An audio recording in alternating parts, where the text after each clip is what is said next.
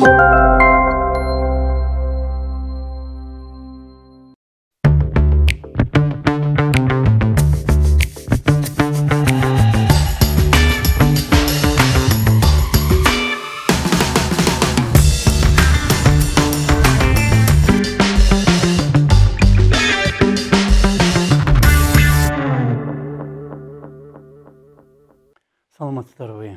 Эмесе Geoşondu программасы.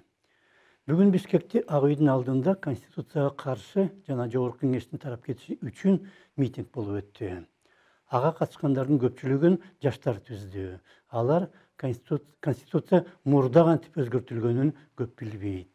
Ал эми ишемби жекшемби күндөрү онлайн түрүндө АКШда жашаган Динара Самет уюштурган алдыңкы кыргызстандыктардын дүйнөлүк курултайы болуп өттү. Биз бөтөн элде, бөтөн жерде, өлкөбүздөн алыста иштеп, же алып жүрсөк дагы, билим алып жүрсөк дагы максатыбыз бир. Ал өлкөбүздүн келечеги, элибиздин тагдыры, улутубуздун улут катары сакталып өсүшү, башка алдыңкы мамлекеттерге тең болуп, эркин жашап өнүгүшү.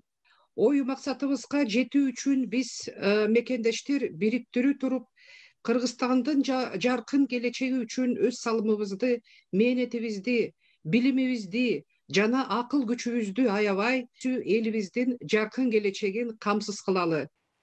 Форумга чет мамлекеттерде иштеген же окуган кыргыз жарандары менен кошо Бишкекте жашаган окумуштуулар менен коомдук ишмерлер да катышты.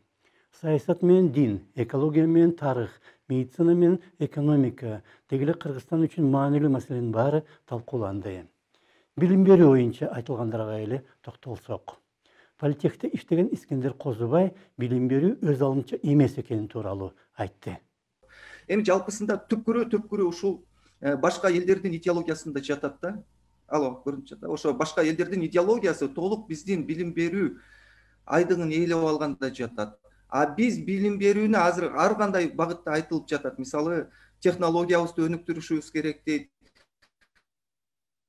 Жана башка же Японияны, же Англияны, башка жактарды туурашыбыз керек дейт. Жок, түпкүрү деген пока биз муногу түрк, араб жана Пакистан бүгүнкү күндө, азыркы бүгүнкү күндө ушуларды билим берүү системасынан чыгармайын, бизде эч кандай өнүгүү болбойт. Сапаттуу билим жогорку маданият менен коштолгону жакшы, бирок андан тышкары багыт да болууга тийиш. Өнүгүүнүн андай бирдиктүү багыты болбогондо, маданият менен билим деңгээли канчалык жогору болбосун, алар ордунда айлана бергендей болот. АКШнын Флорида штатында American Heritage School деген мектепте мугалим болуп иштеген Акылай Байматова патриоттуулук эмнеден чыгаарына токтолду. Мисалы, ошо мен Флорида штатында мугалим болуп иштейм. Ар бир сабак ошо Американын туусуна болгон анттан башталат да. Анан ошо ант башталганда мугалим дагы туруп, балдар дагы окуучулар туруп, колун көкүрөгүнө коюп, ошол анттын ар бир сөзүн кайталап айтышат. Борбор Азиядагы Америкалык университетти бир кезде негиздеген. Азыр болсо Борбор Азиядагы эл аралык университеттин ректору Камила Шаршыкеева советтик мезгилде Кыргызстан Москванын эң жакшы окуучусу катары борбордун каалаганына гана эмес, ага дегеле жага тургандын баарын алдын ала таап, кыргыз тилин дээрлик жок кылып жибере жаздаганына токтолду. Борбор баарын билет жана биз үчүн чечим кабыл алат деп эсептечүбүз. Өлкө жетекчилери эмне десе дагы биз аны акыркы чындык, ыйык бир нерсе катары кабыл алчубуз. Республикабыз ошол талаптын баарын дагы аткаргандыктан биз ошол кезде кыргыз тилин жоготуп алдык. Башка советтик жумурияттардын ичинен Кыргызстандын гана борборунда кыргыз тилинде окуткан мектеп калбай калган. Эгемендик жылдарында болсо Кыргызстанга ким гана акыл үйрөткөн жок. Жана биз кайра эле жакшы окуучу сыяктуу алардын баарынын айтканын аткарып отуруп, мурдагы баалуулуктарыбызды жоготуп, бирок жаңы баалуулуктар коомдун канына сиңип, өзүбүздүкү боло элек абалда калгандайбыз. Конечно, Албетте, ал кезде деле кош стандарттар болгон жана биз толук чындыкты билчү эмеспиз. Бирок коомдо идеалдар бар эле жана биз ошол идеалдарга таяна алчубуз. Алар бизге үмүт берчү. Ал идеалдар жок болду, бирок алардын ордуна эч нерсе келген жок.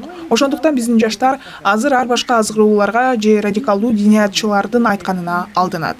Алардын алдында так жана ачык жол жок сыяктуу. Ошондуктан алар адеп ахлактан да баш тартат. Адеп ахлаксыз болсо, жогорку билимден көп деле пайда жоктой. Ошондо саламатта калыңыздар.